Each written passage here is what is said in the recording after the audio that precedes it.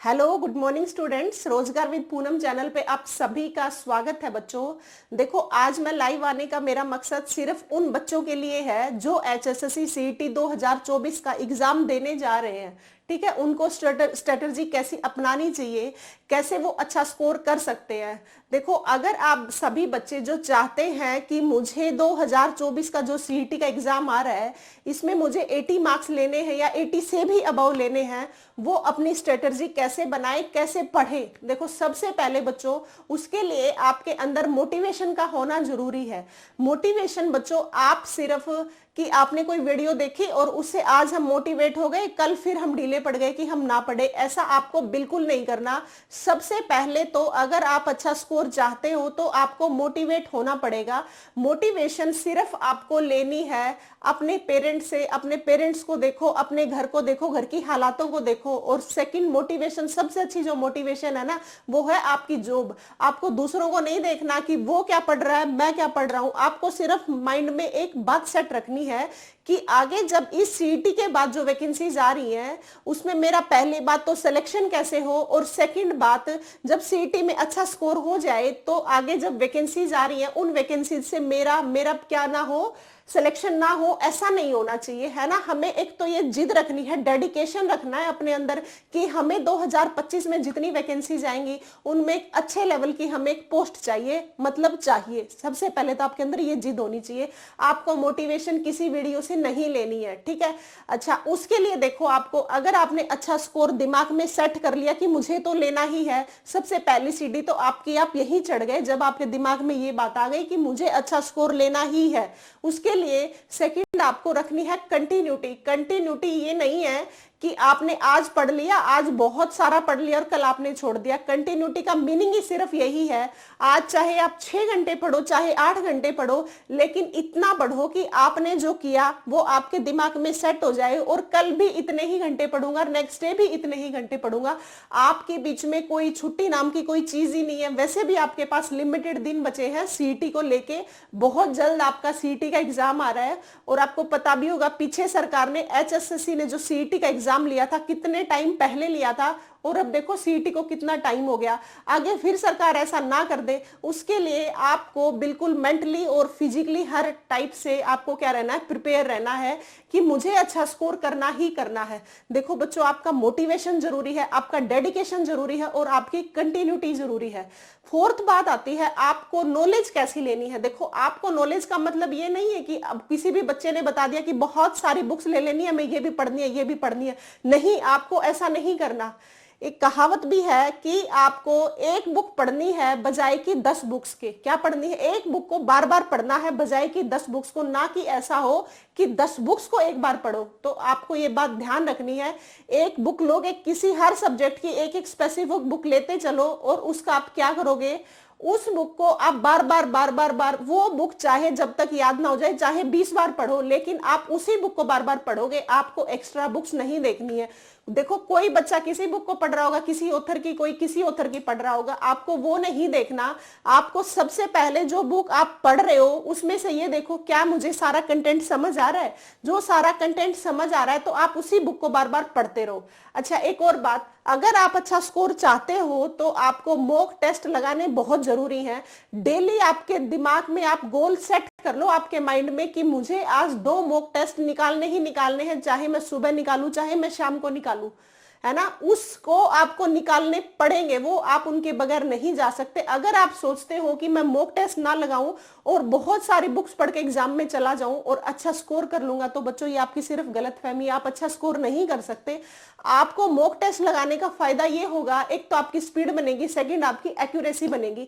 आपकी speed mock test से ही बन सकती है, अदरवाइज आप जो 100 क्वेश्चन आएंगे उनमें ही आप उलझ के रह जाओगे, 100 क्वेश्चन पूरे नहीं कर पाओगे, आपका टाइम पहले ही पूरा हो जाएगा। उसके लिए आपको ये बात ध्यान रखनी है, ठीक है। अब देखो, हमारे हैं 6 सब्जेक्ट जो हमारे सीईटी में आएंगे। हरियाणा जीके आएगी 25 नंबर की, फिर आएगी रीजनिंग, फिर आएगी मैथ्स। जितने और सारे सब्जेक्ट है 15 नंबर के, सिर्फ हरियाणा जीके 25 नंबर की आएगी, रीजनिंग 15 की आएगी, मैथ्स 15 का आएगा, हिंदी 15 की आएगी, इंग्लिश 15 की आएगी, और अदर जीके जिसमें कि साइंस भी आएगी, और नेशनल जीके है जिसमें हिस्ट्री आ गई, पॉलिटी आ गई। ये सारी एक सब्जेक्ट बना के क्या 15 नंबर का वो दे दिया जाएगा आपके एग्जाम में, है ना। तो आपको सिर्फ एक एक बुक रखनी है, बहुत सारे बच्चों को देख के आपको कंफ्यूज नहीं होना। अगर आप अच्छा स्कोर चाहते हो बच्चों, सबसे पहले तो आपको मॉक टेस्ट लगाने हैं डेली 2। देखो, अगर आप अभी फ्रेशर बच्चे हो, पढ़ना स्टार्ट कर रहे हो कि मुझे सीईटी में अच्छा स्कोर करना है, तो आपको एक बुक उठानी है, साइड बाय साइड आपको मॉक टेस्ट उठाने हैं। मॉक टेस्ट उठाना मैं क्यों बता रही हूं, आप जब एक क्वेश्चन पेपर को देखोगे, प्रीवियस ईयर क्वेश्चन जो भी होगा, आप उससे ये पता लग जाएगा, उस पेपर को उठाओगे तो कि आप कहां स्टैंड कर रहे हो। देखो, उससे जो आप पेपर देखोगे और आपको उसमें से क्वेश्चन नहीं आते, तो आपको डरना नहीं है, आपको डरने की जरूरत नहीं है। इससे सिर्फ आपको ये पता चलेगा कि मैं कहां स्टैंड कर रहा हूं, कितनी पढ़ने की जरूरत है। इसीलिए मैं कह रही हूं कि आपको मॉक टेस्ट उठाना पड़ेगा, ठीक है। आपने मॉक टेस्ट उठा के देख लिया कि भाई मुझे कुछ नहीं आता, तो फिर आप क्या करो, फिर उठाओ आप बुक्स, ठीक है। आपने मान लो हरियाणा जीके की कोई बुक उठा ली, देखो आपके 6 सब्जेक्ट लिख देती हूं मैं एक बार। आपकी आएगी हरियाणा जीके 25 मार्क्स की, ठीक है। अब देखो हरियाणा जीके को कैसे पढ़ोगे, ऐसे ही सब्जेक्ट लिखती चलूंगी, आप ध्यान से सुनो मेरे बच्चों बात को। हरियाणा जीके की कोई भी बुक उठा लो आप, कोई भी, सभी की बढ़िया है। मैं ये नहीं कहूंगी कि हरियाणा जीके इसकी अच्छी इसकी नहीं, नहीं, सभी ने अपनी तरफ से बहुत अच्छी बना रखी है। और लगभग प्रीवियस ईयर क्वेश्चंस जितने आते हैं वो लगभग उसी में दे रखे हैं, हर बुक में दे रखे हैं। आपको मेनली हरियाणा में जो एचएसएससी एग्जाम में पूछती है ना हरियाणा जीके, वो प्रीवियस ईयर क्वेश्चंस जरूर पढ़ के जाने हैं। एचएसएससी की आदत है कि वो प्रीवियस ईयर क्वेश्चंस को ही उठाती है, बस सिर्फ छोड़ के कि करंट को, करंट के 2-4 क्वेश्चन देती है।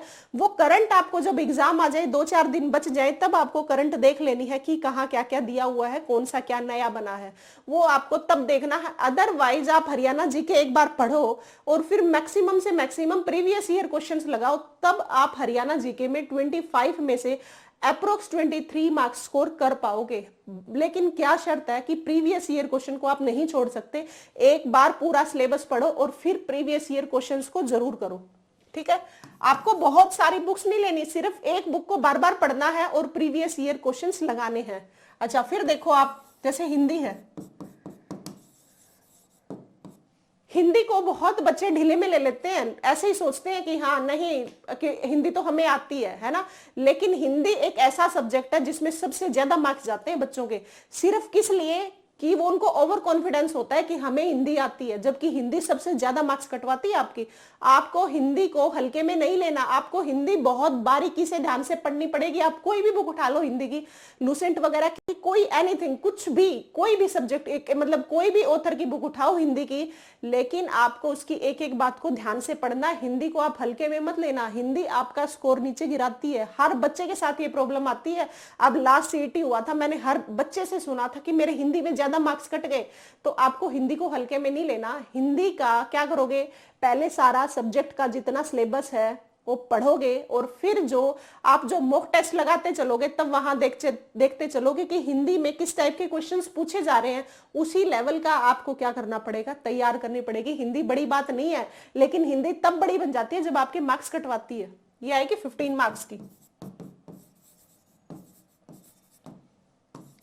फिर आती है रीजनिंग, ये भी 15 की होती है।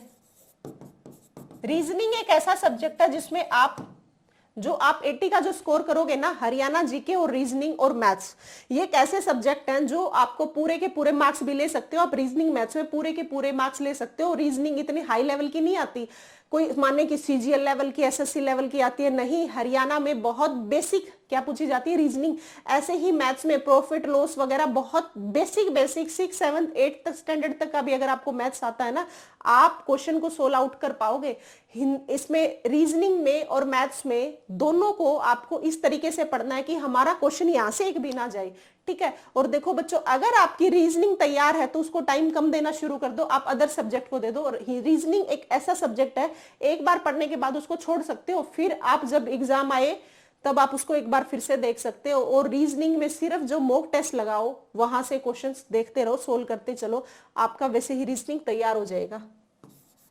ऐसे ही मैथ्स है, मैथ्स और रीजनिंग के आपको मार्क्स नहीं कटाने भाई।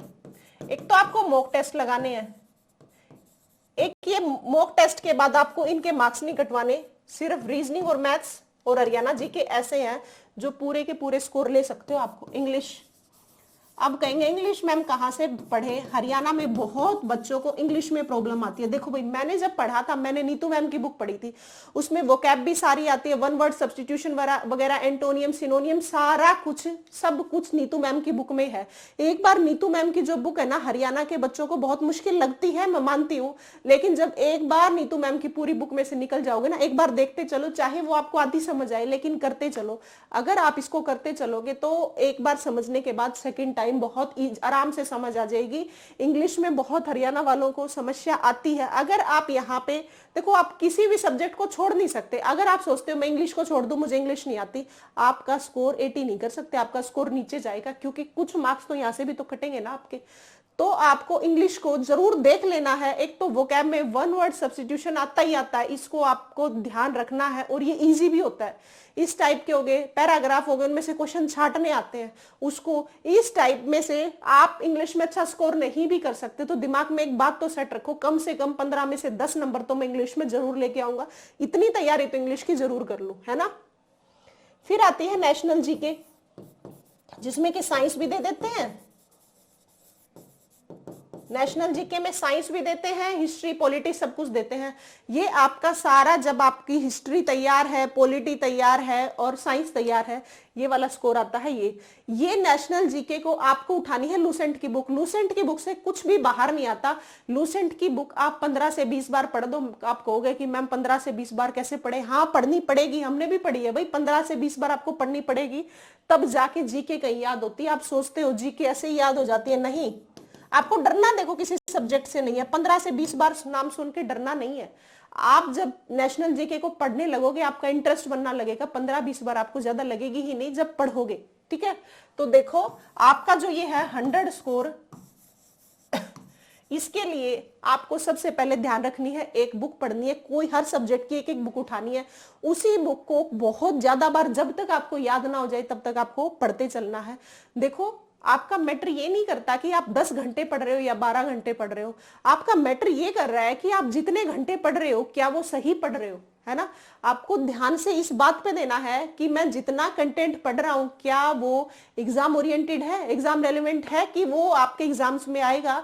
वो आपको जब पता चलेगा जब आप मॉक टेस्ट उठाओगे। बच्चों, मॉक टेस्ट डेली आपको 2 करने हैं, इस बात का आपको ध्यान रखना है। अगर आप मॉक टेस्ट उठाते चलोगे तो वैसे भी आपको एलिमिनेशन मेथड आ जाएगा। एलिमिनेशन मेथड का फायदा ये होगा, आप एलिमिनेट करते चलोगे कि ये नहीं हो सकता, ये नहीं हो सकता, 5-7 क्वेश्चन तो आपको इस तरीके से ठीक हो जाएंगे कि बचेगा सही। जब एलिमिनेशन गलत करते चलोगे तो सही है कि तो बचेगा। ये फायदा, ये मेथड भी आपके फायदा करेगा।